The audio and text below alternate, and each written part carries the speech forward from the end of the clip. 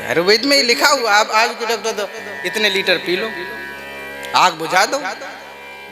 फिर गैस बन रही है, अब हमको हजम नहीं होता है, खट्टी डकार आ रही है।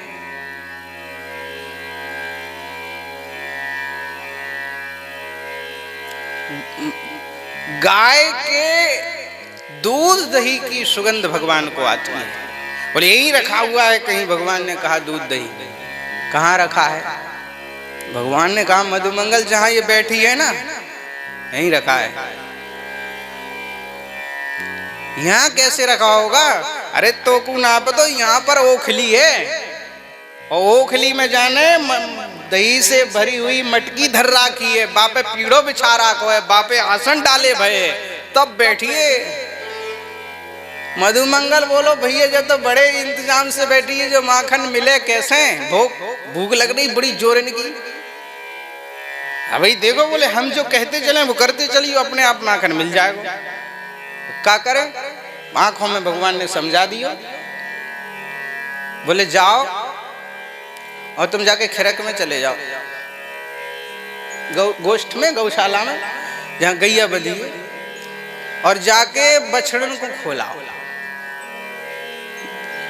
और उधर से शांत शांत मत आइयो, वो नाचते भाई आइयो जाके सामने आंगन में कि तू यहाँ बैठी बैठी बातें बना रही गोल मटोल, और तेरे बछड़ा छूट गए, सब दूध पी लियो गैयन को, शाम को तो को कुछ ना मिलेगो हैं। और बछड़ा छूट गए, सोई गोपी बछड़न को बांधवे की ताई उठ के भागी वहां से, बा बछड़न के उधर बाहर, और भगवान वहां पहुंच गए जहां वो बैठी थी। आसन हटाई, पीड़ो हटायो, और ओखली से मटकी निकाल ली नहीं माखन की, और भगवान भोग लगाए हुए लगे। अब गोपी भगवान इधर भोग लगा रहे सखाओं के साथ, तब तक गोपी बछड़ा बांध बूंद के आई और लठ लेके दरवाजे पे खड़ी। मधुमंगल बोलो कन्हैया एक माखन तो खा लियो, भूख तो मिट गई, अब देख जो लठ लेके खड़ी, अब इतने लठ पड़ेंगे कौन कुटेगो?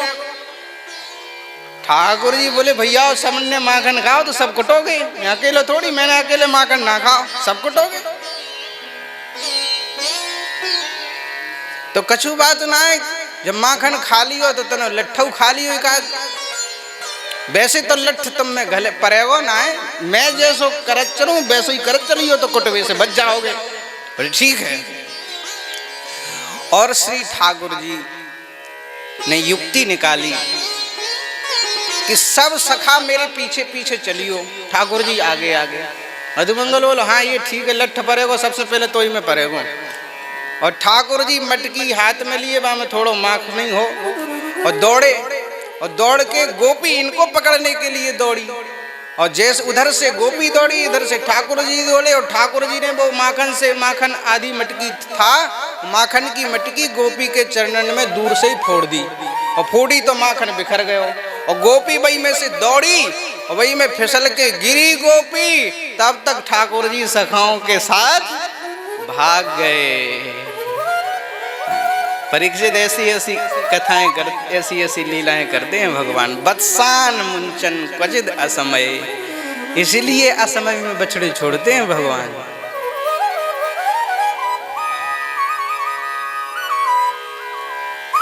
मैया बोली तुम ऐसे नीचे रखो ही मत करे दूध दही, सीखे टांगो ऊपर, और छोटो सो लाला है ऊपर छीके पर टांग के रखो करे। अरे मैया वो करके देख ली नो, हैं छीकन पे टांग के देख लियो। अरे तेरो लाला ते ये योग ही, ये योग जाने का जाने। योग कई प्रकार के योग हों, भक्ति योग, ज्ञान योग, कर्म योग, हैं अष्टांग योग। लेकिन मैया तेरो लाला तो एक और अलग से योग जाने। कौन सा? बोले चोर योग। हाँ जाको अलग ही चले चोर योग।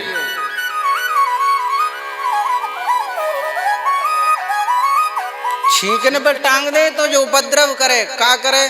अरे बोले घर में घुस जाए, और देखे पूरे घर में माखन मिश्री जब कहूँ ना मिले तो लाख गाली तो घर को दे, घर वारन को दे। और ऊपर देखे जब के छीके पे टांग रखो जाने तो मंडली को, सखा मंडली के साथ जाए और छोरन को नीचे खड़ो कर दे, फिर उनके ऊपर 2 छोरा, फिर उनके ऊपर और 2 छोरा, फिर उनके ऊपर आप चढ़ जाए और छीके पे उतार उतार के नीचे ले आए और स्वयं खाए और सखन को खवाए। बता कैसे बचा के राखे ते कह रही जाके मारे हम माखन मिश्री सुरक्षित ना रख सके। इसीलिए भगवान माखन मिश्री की चोरी कर रहे हैं और भक्तों को सुख दे रहे हैं, गोपियों को सुख। देखिए गोपियों का उलाहना देना तो बहाना है, बाकी गुलाहने के बहाने से बालकृष्ण प्रभु का दर्शन करने के लिए गोपियां गई हैं कि चलो उलाहने के बहाने से ही सही कुछ क्षण बालकृष्ण प्रभु के सामने खड़े होकर वहीं मैया के पास लाला भी होएगा, वहीं दर्शन तो कर आएंगे। इसलिए गोपियां कहती हैं मैया तेरो लाला चोरी कर तो डोले, श्याम मुझसे सूधो ना बोले। चोरी कर तो डोले, श्याम मुझसे सूधो ना बोले। चोरी कर तो डोले, श्याम मुझसे सूधो ना बोले। सूधो ना बोले श्याम, सूधो ना बोले। सूधो ना बोले श्याम, सूधो ना बोले। चोरी कर तो डोले, श्याम मुझसे सूधो ना बोले। चोरी कर तो डोले, श्याम मुझसे सूधो ना बोले।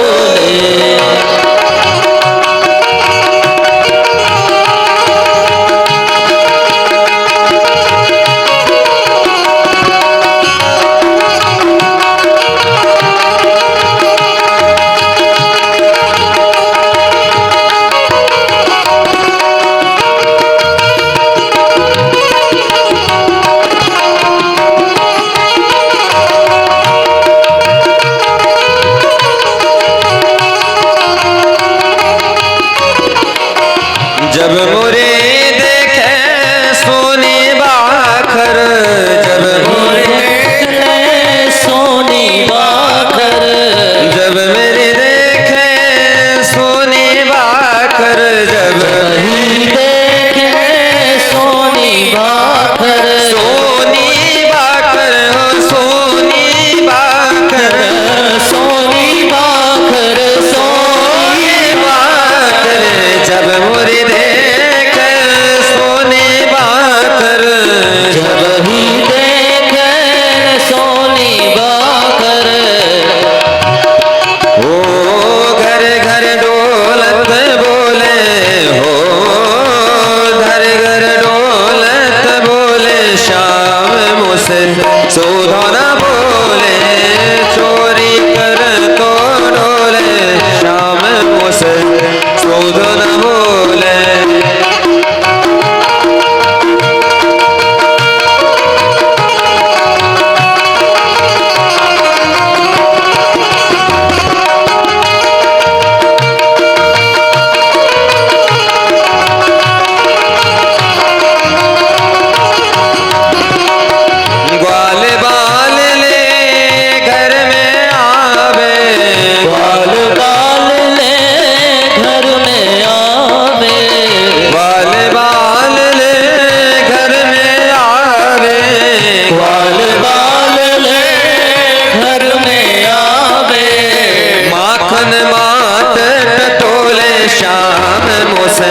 सूधो ना बोले।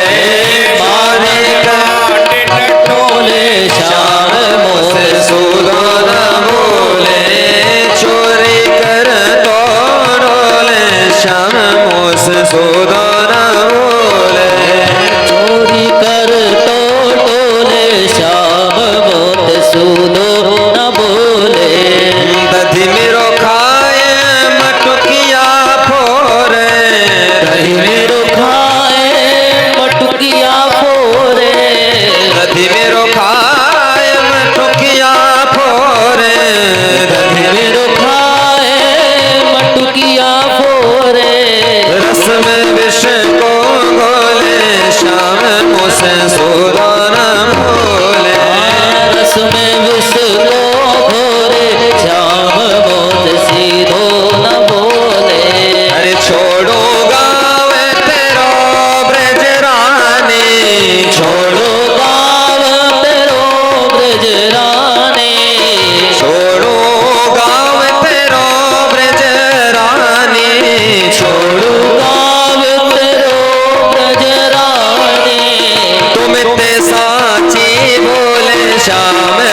सूदन बोले तुम मत साची बोले श्याम मुझसे सूदन बोले श्याम सूदन बोले श्याम सूदन बोले चोरी कर तो डोले सूदन बोले चोरी कर तो डोले श्याम मुझसे सूदन बोले श्याम मुझसे सूदन बोले। भगवान चोरी कर करके समस्त ब्रजवासियों के घर जा जा करके समस्त ब्रजवासियों को, ब्रज बालकों को, ब्रज गोपियों को सुख दे रहे हैं। अब ये जो लीला है ये अनुकरणीय नहीं है, ये चोरी करने वाली लीला अनुकरणीय नहीं है। इस लीला का कभी अनुकरण नहीं करना चाहिए। भगवान, ये सारा ब्रह्मांड संसार भगवान का बनाया हुआ है। सब कुछ, हवा, पानी, धूप,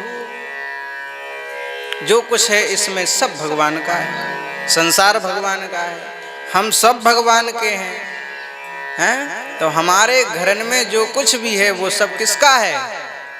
भगवान का है। तो अपनी वस्तु को अगर भगवान चाहे सीधे सीधे ले लें और चाहे प्रकारांतर से ले लें तो वो चोरी थोड़ी है, तो उनकी है, उनकी धरोहर है, वो चाहे जैसे ले लें। इसमें चोरी की क्या बात है? बस ये है कि लीला सुख के लिए भक्तों ने अनेक प्रकार से भगवान की लीलाओं को गाया है, जिससे भक्तों को, संतों को सुख मिलता है। अब सुखदेव जी महाराज कहते हैं, एकदा क्रीडमानास्ते रामाद्यः गोपदारकाः कृष्णो मृदम भक्षितवान इति मात्रे निवेदयन्। एक बार भगवान ब्रह्मांड घाट पर पहुंचे लीला करते करते, वहां पर भगवान ने माटी खा ली।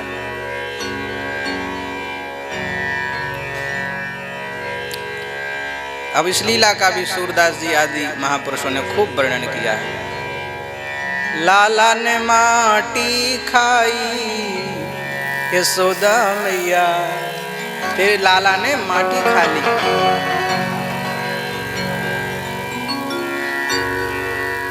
लाला ने माटी खाई, मैया को पता चला, मैया ने खूब डांट लगाई। अभी तक दूध दही खा तो तब तक तो ठीक है, अब ये यही खाने लग गया। तो कस्मान मृद मदांतात्मन भवान भक्षितवान रहा। मैया ने कही, क्यों रे तूने माटी खाई? ठाकुर जी बोले, ना मैया मैंने माटी ना खाई। ना हम भक्षितवान अम्बा, हे अम्ब मैंने मिट्टी नहीं खाई। तो बदंती ताव का हेते, तेरे ये सब सखा तो बोल रहे हैं कि खाई है, और चल सखन की ना माने तो अग्रजोप्ययम, अग्रजो अपि अयम, ये तेरा बड़ा भाई बलराम भी बोल रहा है कि तूने माटी खाई। तो भगवान ने कहा कि मैया तू दाऊ को ही सच्चो माने, सखन को साचो माने, मुँह को झूठो माने। मैं तो झूठा हूं तेरी नजरों में। तो मैया एक काम कर, ना तो तू सखन की मान, ना बलराम भैया की मान, ना मेरी मान। मैं तेरे सामने खड़ो भयो हूं, और यदि तो तू एक काम कर। बोले क्या? बोले यदि सत्य गृहस्तर ही समक्षम पश्च में मुखम, मेरे मोड़े में देख ले तू खुलवाए के।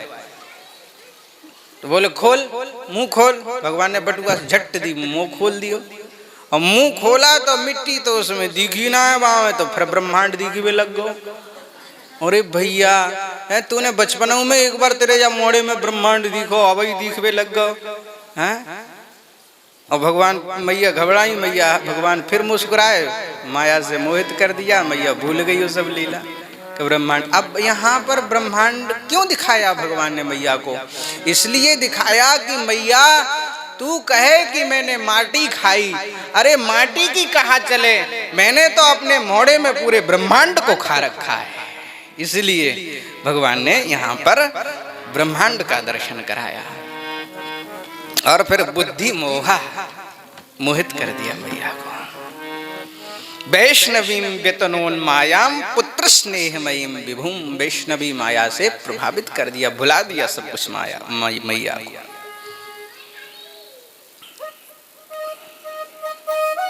एक दिन भगवान ने कहा कि मैया तू ये बता तो दूध प्यारो लगे कि दूध?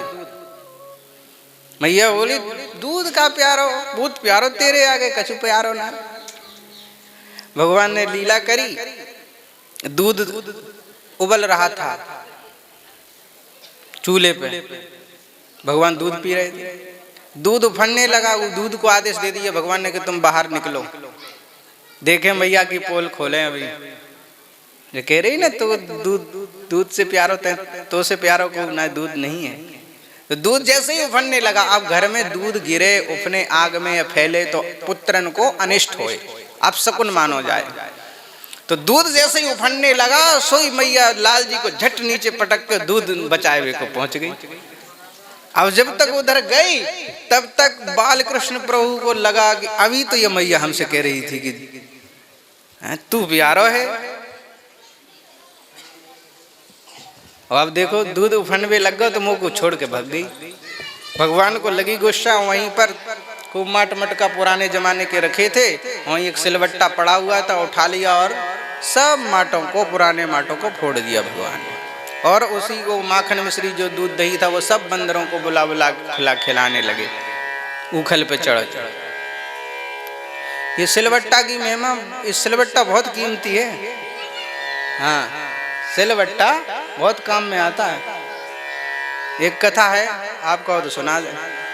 सिलवट्टा और वो होती ना बांटने वाली जो होती, हाँ वो, अब तो सिलवट्टा गए, अब खल्लड़ मूसर आ गए, और खल्लड़ मूसर अब जावे बारे हैं, अब मिक्सी आ गई। हैं कितनी तीव्र गति से उन्नति कर रहे हैं हम लोग, है ना। तो आप कहो अब 3 बज गए, फिर ये मत कहियो कि हमको गैया दुहे जाना है, भैंस दुहे जाना है। हाँ, अब रुक्मणी जी के विवाह तक जाना है, अभी हम यही पड़े हैं, 3:15 हो रहे। सुना दे, सुना दे, हाँ ठीक है, फिर डटे रहिए मैदान में, हमको कुछ परेशानी ना। हाँ, अब भाई बाबा कहेंगे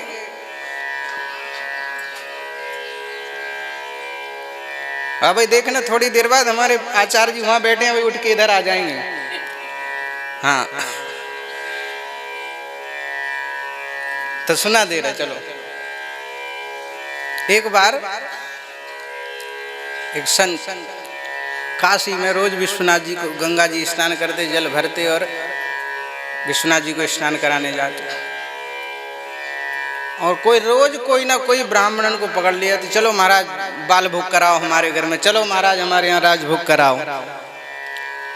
उनकी पत्नी परेशान हो गई कि रोज पकड़ लाता है ये, रोज विश्वनाथ जी का दर्शन करने जाता, गंगा स्नान करा, विश्वनाथ जी को गंगा जी जल चढ़ाया, वहां से कोई ना कोई ब्राह्मण को, साधु को पकड़ के लिया, तो चलो हमारे घर में भोजन कराओ। एक दिन 2 ब्राह्मणों को बुला के लाए, महाराज चलो, हाँ कचौड़ी जलेबी छन जाए, चलो। और काशी में, काशी की कचौड़ी प्रसिद्ध है महाराज। हाँ, कभी जाओ तो काशी में तो एक गली का ही नाम पड़ गया, कचौड़ी गली। वहां कचौड़ी जरूर खाना, बहुत सुंदर कचौड़ी बनती है। और घर ले आए, घर आए तो पत्नी से कहा कि कुछ हो तो इनको बाल भोग करा। बोले इतने सवेरे सवेरे कोई बाल भोग होता है? चिल्ला के पंचम स्वर में बोली पत्नी। हाँ, पंचम स्वर में बोलने का भी अलग अलग फायदे हैं भैया, अभी बताएंगे नहीं आपको। हारमोनियम में पंचम सुर जब लगता है ना तो नसें फूलने लगती हैं। हाँ, तार सप्तक, मध्य सप्तक, तीव्र सप्तक, मंद सप्तक।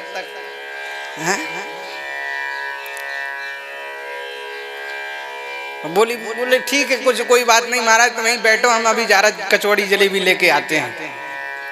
बोले ठीक है। ब्राह्मण बैठ गए और जैसे ही पति गया सोई सिर पटक के पत्नी रोने लगी जोर जोर से। और रोती देख के ब्राह्मण बोले देवी क्यों रो रही हो, क्या परेशानी है? अरे बोले हमें कुछ परेशानी नहीं है, हमें तो तुम्हारे ऊपर दया आ रही है इसलिए रो रहे हैं। क्यों? बोले क्या बताएं, ये देख रहे हो ये क्या रखा है, ये लाल लाल। बोले इसको क्या कहते? बोले सिलबट्टा रखा है। क्या रखा है? बोले ये पता है ये लाल लाल क्यों हो रहा है? उस दिन लाल मिर्ची बांटी थी, उस पर लाल हो रहा था। लेकिन उसकी पत्नी बोली कि ये लाल क्यों हो रहा है जानते हो? हमारा पति मेंटल हो गया है, रोज एक दो को पकड़ के लाता है और इसी सिलबट्टा पे धर के कुचल के मार देता है।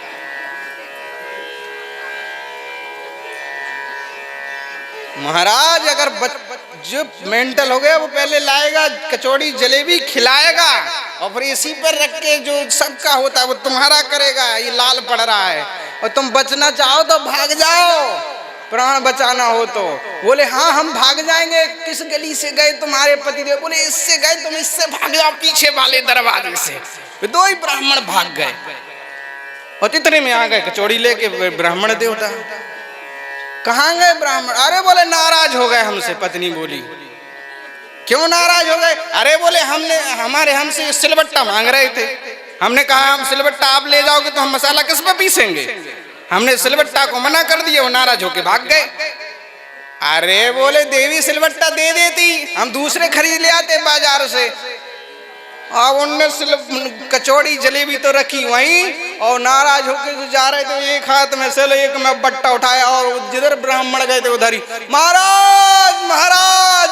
वो ब्राह्मणों ने मुड़ के देखा कि सिलबट्टा साथ में ही ला रहा है। महाराज लिए जाओ सिलबट्टा। और उनको लगा कि कह रहा थोड़े रुक जाओ। और ब्राह्मण धीरे धीरे चल रही तो महाराज बहुत जोर से भागे। अरे प्राण बचे तो लाखों पाए भैया, भाग गए वो बेचारे। सिलबट्टा ही बड़ो काम को भगवान ने बट्टा उठाया और सब मटका फोड़ दिए और बंदरों को उगल पे चढ़ के माखन मिश्री खवा रहे। मैया पहुंच गई और कन्हैया को कान पकड़ो और कहा कन्हैया चल तो कुया उखल से बांधूंगी। और भगवान को बांधने लगी तो रस्सी 2 अंगुल कम पड़ जाती है। 2 अंगुल रस्सी क्यों कम पड़ रही है? कमर में रस्सी लाती है, बांधती है, लपेटती है उखल से, बार बार 2 अंगुल रस्सी कम पड़ रही है। अच्छा 2 अंगुल रस्सी क्यों कम पड़ रही है? एक भाव दे देते हैं, अनेक भाव हैं, समय नहीं है। जब रस्सी 2 अंगुल कम पड़ रही थी तो मैया ने रस्सी से ही पूछा कि तू 2 अंगुल छोटी क्यों पड़ रही है? तब रस्सी ने कहा मैया ये या में मेरो कछु दोष ना है, या में तेरे हाथन को दोष है का?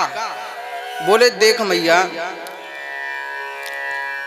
तेरे हाथन में आए के अनंत असीम परमात्मा तेरे हाथन में आए के ससीम है गयो, तो मैं कैसी अभागिन रस्सी के असीम होए के ससीम ना हो जाऊं? जब अनंत परमात्मा जिसका कोई पारावार नहीं पा पाया आज तक और वो तेरी गोद में आके छोटो सो छोरा बन गयो, लाला बन गयो, तेरा बेटा बन गयो, तो तेरे हाथन ने जब उस अनंत परमात्मा को बच्चा बना दिया तो तेरे हाथन में आते ही मैं बड़ी तो होती हूँ लेकिन हाथन में आते ही मैं छोटी हो जाती हूँ। इसलिए मैं 2 अंगुल कम पड़ रही हूँ, तेरे हाथन को दोष है। अंत में सैकड़ों रस्सी लगा दी लेकिन भगवान नहीं बंधे। जब नहीं बंधे तो अंतिम में मैया दुखित हुई, श्रमित हो गई, थक गई और रोने लगी। जब मैया को दुखी देखा तो स्वमातु शून्य गात्रायाः विस्त्रस्य कवरस्रजाः दृष्ट्वा परिश्रमं कृष्णः कृपयासीत् स्वबंधने। भगवान ने अपनी कृपा का विचार किया कि मैया ज़्यादा परेशान हो गई, अब ज़्यादा परेशान करना ठीक नहीं है, और भगवान ने अपनी कृपा से भगवान ने बंधन को स्वीकार कर लिया। बोलिए भक्तवत्सल भगवान की जय हो। सुखदेव जी कहते हैं एवं संदर्शिता यंगा हरिणा भृत्य वश्यता स्वांसेनापि कृष्णेना यस्येदं से स्वरम वशे। सुखदेव जी कहते हैं परीक्षित ऐसा कोई भक्त वत्सल होगा श्री कृष्ण के अतिरिक्त कि जो अपने भक्त का बंधन भी स्वीकार कर ले।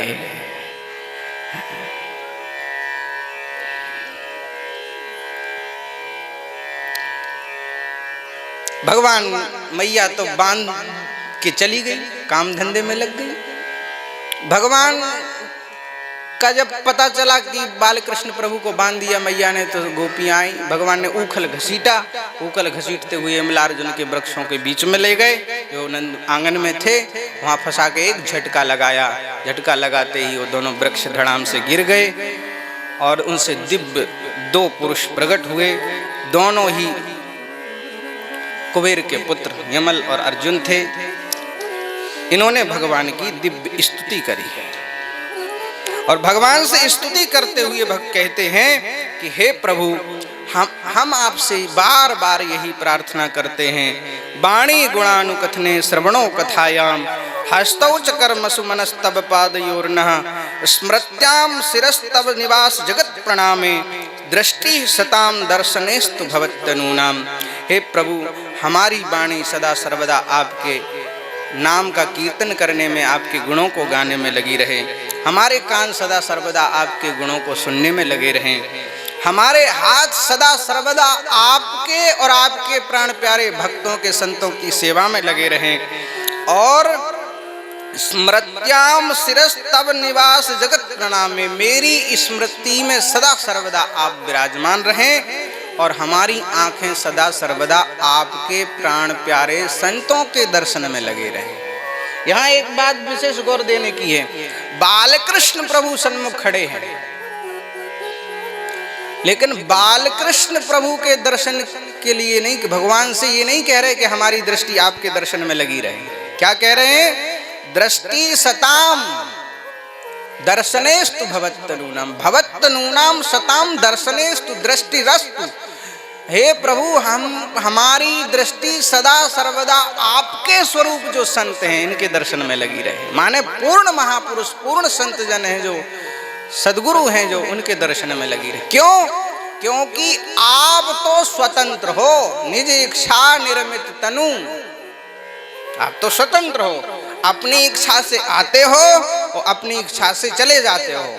लेकिन आप जब संतों के पास आते हो तो वहां आपकी स्वतंत्रता नहीं चलती, वहां आप में चांचल्य नहीं रहता, वहां आप स्थिर होकर उनके निकट रहते हो, उनके बस में रहते हो, उनके वशीभूत होते हो। इसलिए हम उनकी सेवा में जब लगे रहेंगे, उनके दर्शन में हमारे नेत्र लगे रहेंगे, और आप उनको छोड़ के कभी जाते नहीं हो। हैं? कबीरा मन निर्मल भया जैसे गंगा नीर, तो पाछे पाछे हरि फिरे कहत कबीर कबीर। पीछे पीछे भगवान डोलते हैं,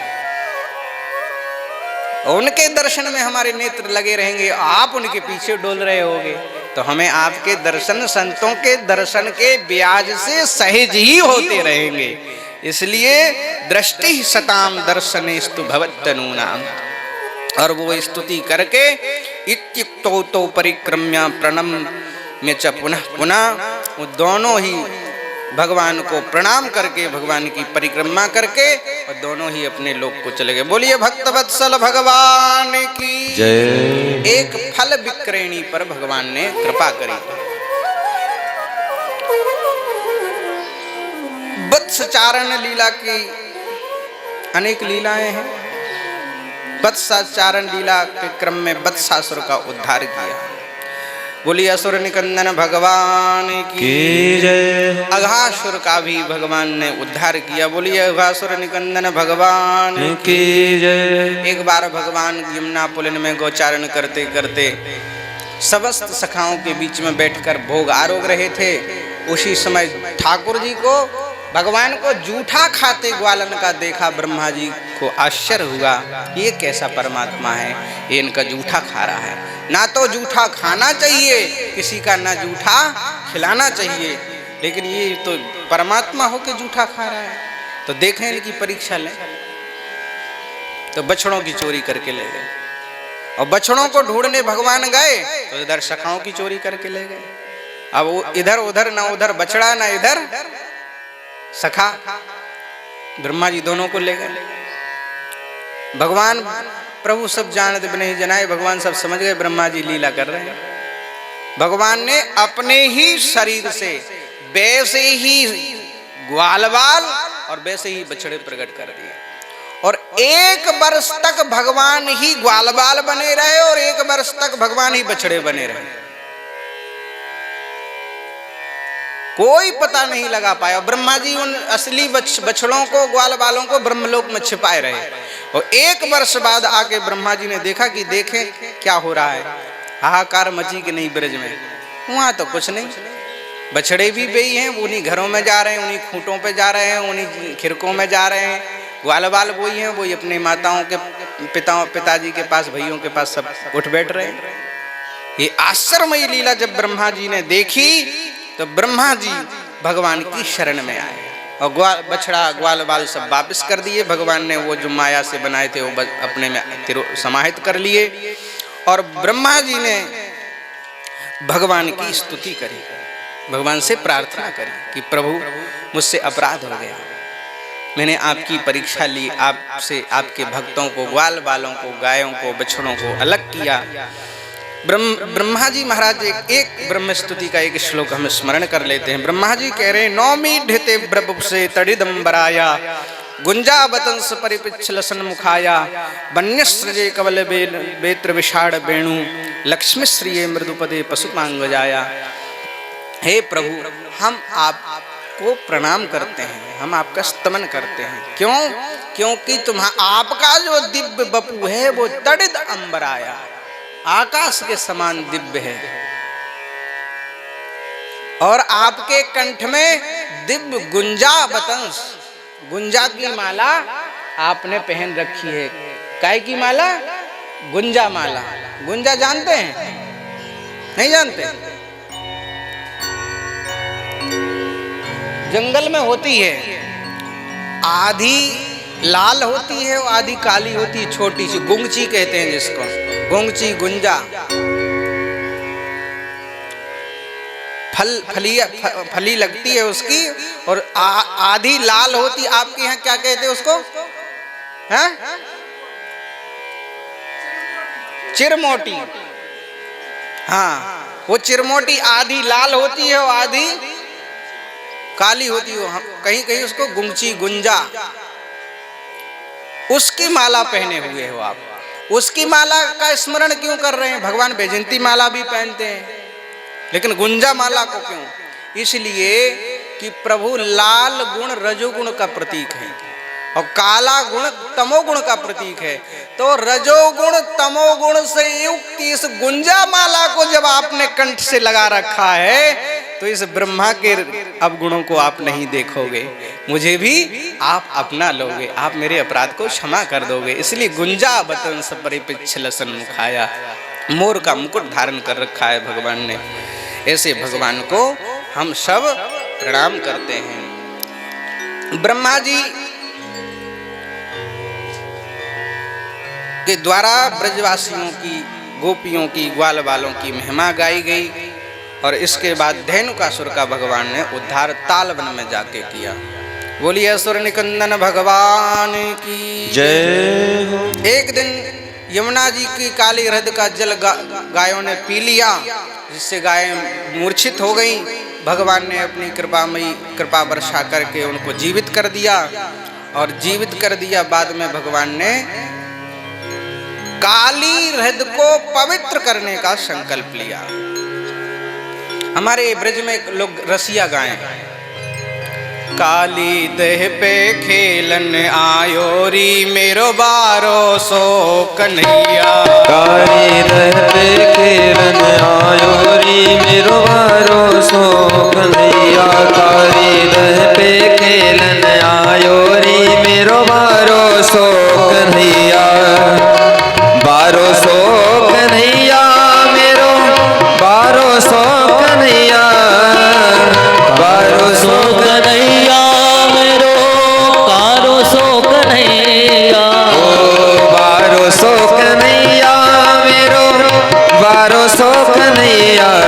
ओ